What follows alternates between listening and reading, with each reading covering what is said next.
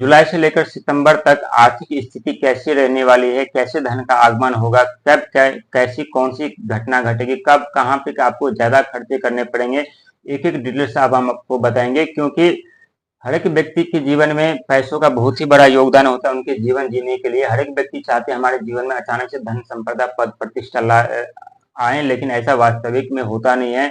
क्योंकि जब भी व्यक्ति के जीवन में अचानक से धन संपत्ति आते हैं तो धन संपत्ति के साथ साथ अहंकार भी आते हैं। अहंकार पे हमेशा कंट्रोल काबू करके रखिएगा। हालांकि अगस्त महीना से आपके जीवन में बहुत बड़ा चेंजेस होने जा रहा है। इससे पहले कि 13 और 18 जुलाई से ही आपके जीवन में चेंजेस होने जा रहे हैं, लेकिन जुलाई समाप्त होते होते अगस्त से दिसंबर तक फाइनेंशियल आर्थिक स्थिति बहुत ही ठीक रहने वाली है और बहुत ही उतार चढ़ाव भी रह सकता है।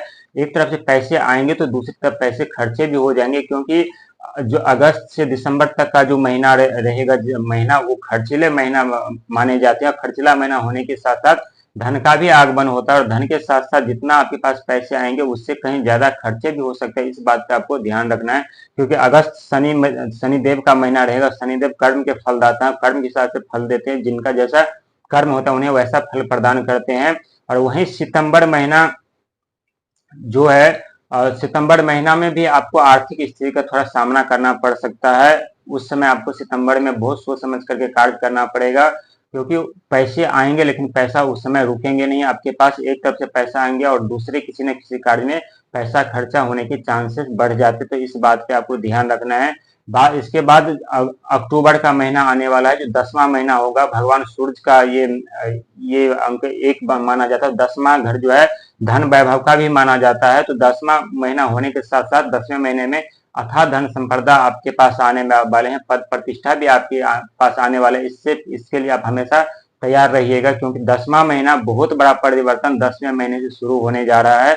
और 10वें महीने में वो सारे चीज आपको देखने को मिलेगा जिसके बारे में आप चिंतित थे, परेशान थे कि हमारे जीवन में होगा कि नहीं होगा। लेकिन 10वें महीने से आपको लक्षण संकेत मिलने लगेंगे कि कितना बड़ा परिवर्तन आपके जीवन में होने जा रहा है और किस तरह से आपके जीवन में परिवर्तन होगा। इसके बाद नवंबर का महीना आएगा, जो नवंबर चंद्र 11वां भाव है। 11वां भाव होने के साथ साथ चंद्रमा का भाव है। और साथ ही अंक ज्योतिष में दो अंक आते हैं, जो कि चंद्रमा का भी वही माना जाता है। जो कि चंद्रमा मन की शीतलता की इच्छाएं की पूर्ति करवाते हैं। तो आपकी जो इच्छाएं सपने हैं वो पूर्ति होने वाले हैं और एक एक आपकी इच्छाएं भी पूर्ति होगी। लेकिन इसके लिए आपको संघर्ष भी उतना ही करवाएंगे और मेहनत भी उतना ही करवाएंगे।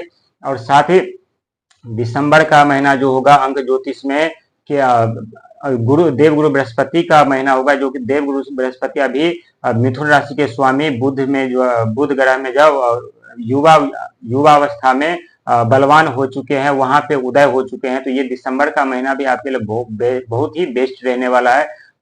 जुलाई अगस्त से लेकर के दिसंबर तक में आपके 25% इच्छाएं सपने साकार होते हुए नजर आएंगे। इसमें कोई कहने वाली बात नहीं, यह 100% सच होगा।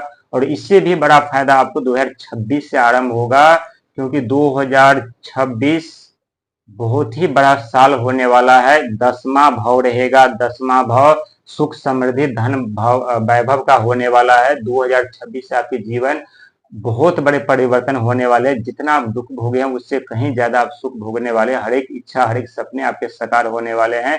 लेकिन इससे पहले ये जुलाई से लेकर दिसंबर तक का जो महीना रहेगा वो उतार चढ़ाव का रहेगा। इसमें खुद को संभाल के रखिएगा, क्योंकि इस समय मोहिनी योग भी चल रहे हैं। लोग दिमाग भटकाने का कार्य करेंगे, दिमाग मोहित करने का कार्य करेंगे। इस पे आपको ध्यान देने की जरूरत है। साथ ही अहंकार के पे भी आपको ध्यान देने की जरूरत है, क्योंकि राहु महाराज आपके राशि में विराजमान है। तो बार बार आप क्रोधित भी हो सकता है, उस बात पे आपको ध्यान देने की जरूरत है। साथ ही जो भी आप खर्चे करेंगे बहुत सोच समझ करके करिएगा, क्योंकि पिछले समय आप देख चुके हैं कि पैसों की वजह से किस तरह से समस्या का सामना आपको करना पड़ा था। जब आपके बुध ग्रह ने बिजनेस व्यापार बंद कर दिए थे, राहु ने अचानक से पैसों का आगमन बंद कर दिया था, शनिदेव वो आपके ऊपर कहर बरसा रहे थे, वहीं देवगुरु बृहस्पति जो आपके दिमाग भंग कर देते, आपकी बुद्धि भ्रष्ट कर देते, वहीं मंगल जो आपके अंदर की ऊर्जा की साहस को बल को समाप्त कर दिए थे। आप सही निर्णय नहीं ले पा रहे थे, सही कार्य नहीं कर पा रहे थे, अनेकों समस्या उत्पन्न हो रहे थे। लेकिन अब ऐसा बिल्कुल नहीं होगा। थोड़ा बहुत होगा, लेकिन इस पे आपको खुद कंट्रोल करना पड़ेगा, क्योंकि शनि महाराज अब वक्री चाल में उल्टी चाल में आपके राशि में आ रहे हैं।